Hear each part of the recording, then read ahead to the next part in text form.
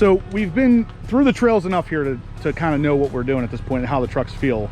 I'm gonna let him drive the ZR2. So he's gonna be in the ZR2 for the first time on this trail. I'm gonna jump in the Gladiator for the first time. I've never been in a Gladiator. So off-road, we're gonna see how it all works out. Sounds good. All right, so obviously here's your shifter. Lockers are right here, front and rear, or rear only. Sway bar is disconnected. Sway bar will only stay disconnected whenever you're in four-wheel drive. Okay. Okay, so if you do shift it in two-wheel drive, turn it around, just make sure you go back and disconnect the sway bar. Sway bar disconnect shows on the dash there. Lockers will also show there as well. You have your off-road pages here. Drivetrain shows you exactly what's going on. You can toggle between accessory switches, accessory gauges, and the drivetrain. Pitch and roll shows up on spawn as well. That's like our off-road mode. Yeah. All right, so we're in 4 high. Sway bar's disconnected. Lockers are not on at all. No lockers. I don't know that we're going to do anything crazy that we need lockers for at this point, but we're just going to kind of go through some of the similar stuff that we went through in my truck. So we have 2 very different off-road experiences here, but 2 very, very extremely capable trucks. So very interesting. I have not been behind the wheel of a Gladiator before, and the first time we're doing it, we're off-road.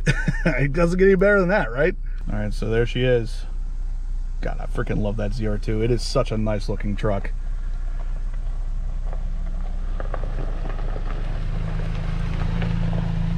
She's getting muddy. All right, so here we go.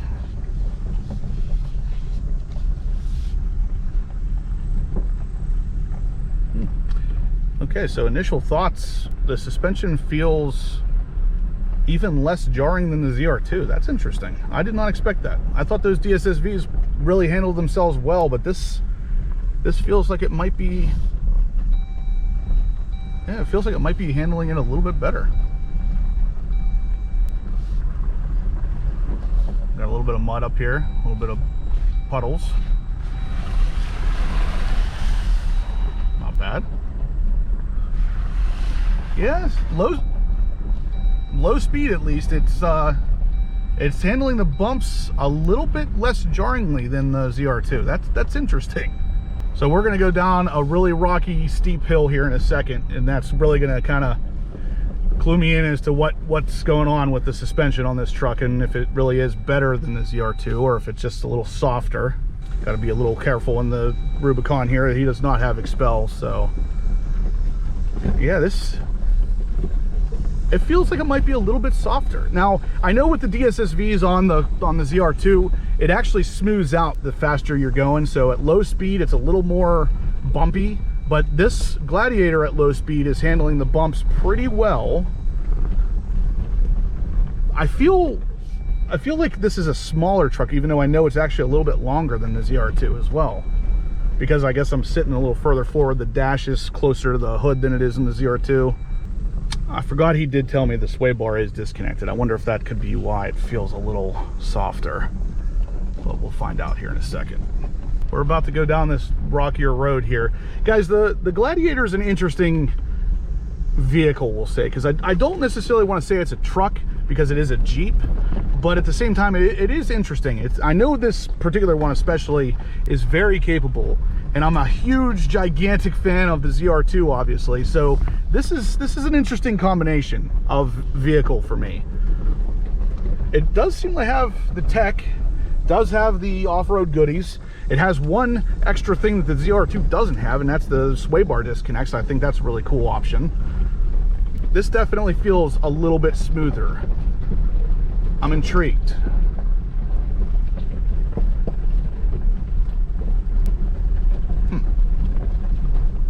Interesting. But we're gonna go ahead and go up some steeper hills just like we were in the ZR2. And I'm gonna see if this feels like it's able to do it better, the same, worse. But yeah, I'm gonna come back to you whenever we're on some steeper hills.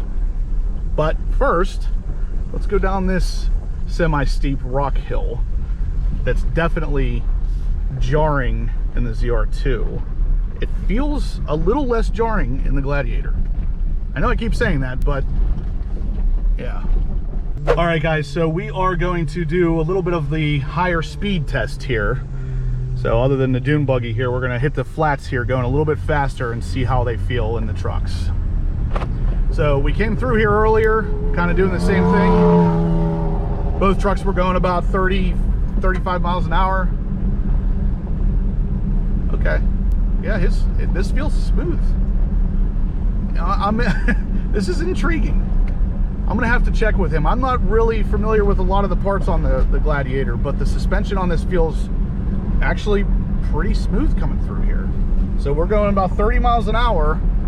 This is rocky and kind of bumpy, but it's not feeling too bad. It's feeling relatively smooth, actually. So, yeah, very interesting. So the very first observation of the Gladiator is, I think it might be smoother off-road than the ZR2. And that's interesting because the ZR2's DSSV shocks are really, really smooth off-road and on-road. I definitely have to see how he feels. I want to know if he notices the same thing. How'd that feel? I'm interested in knowing. I want to know how that felt first. Oh, this was dream. Really? It just floated across all those washboards. I'm telling the camera the entire time, the second I stepped in this thing, this feels smoother than the ZR2. Really? Yeah, it's softer. The suspension, yeah, maybe it's softer. It's softer. Well, it's more for like rock crawling and Yeah. that kind of. Now, does it stiffen up if you connect the sway bar, or is it the same? Oh, it will, yeah. Okay, so that's what I'm thinking. It might feel softer because the sway bar is disconnected. Yeah. But on the high-speed washboards, this thing's a dream to Yeah, drive. yeah. It really is. All right, guys, we are heading up to this little bit of a hill. We're gonna just kind of park up here and finish up this video and see what kind of thoughts and impressions Jason has on the ZR2 versus my thoughts and impressions on the Rubicon. But before we do, we're gonna see the flex of the Rubicon. Now, you guys know the flex of the ZR2 last time we were here was pretty good, but this has disconnectable sway bars, so this thing should flex like nobody's business.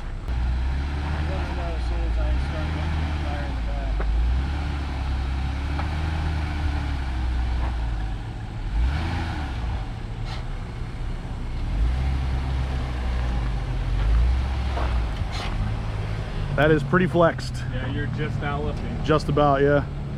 See, I mean, the ZR2 did that same amount. Not bad. Not bad.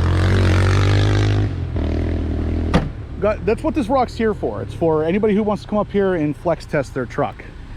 They put it there for that reason. That's exactly it. So you guys saw the last video, you saw Larry's truck. He was up here doing the same kind of thing. That can flex pretty well. Like I said, disconnectable sway bars, which is really going to put this thing over the edge when it comes to flexing. But anyway, guys, we are going to wrap this video up.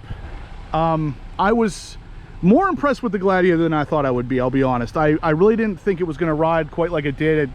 I knew it was capable, but this was just something a little different than what I was expecting. So at the end of the day, like I said, you really can't go wrong with either one of these two trucks, and it really just comes down to a personal preference on maybe looks or what it is you want to do specifically off-road. So this is more, like I said, for the rock crawling, while that's more for the high-speed off-road stuff. But yeah, Jason, what did you think? The ZR2, you kind of already gave me some of your thoughts. Again, but I'm impressed. I think for the price point, you're getting a hell of a lot of truck for your money. You know, the selectable lockers, front and rear, you know, you can't beat it. The high speed handling through the washboards, again, like that's super impressive. I know I could never do that with a Gladiator. So, you know, again, it's a great truck.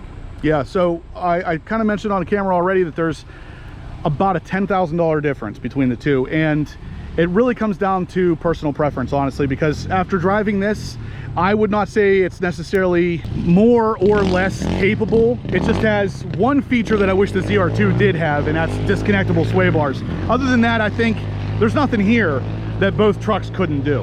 And yeah, I mean, at the end of the day, one's a Jeep, one's a Chevy, so it kind of comes down to preference. But I want to thank you for coming out. First off, I want to thank you for letting me drive the Gladiator, and I appreciate your information and your opinions on the ZR2 as well. So Larry didn't bring his truck today because he was the designated camera guy, I guess. He was jumping out, making a lot of videos for us. So anyway, guys, we are going to wrap this up. We're going to hopefully stick around for a little while longer and hit some of these trails up and do it without having to record stuff. So if you guys liked what you saw, give me a big thumbs up.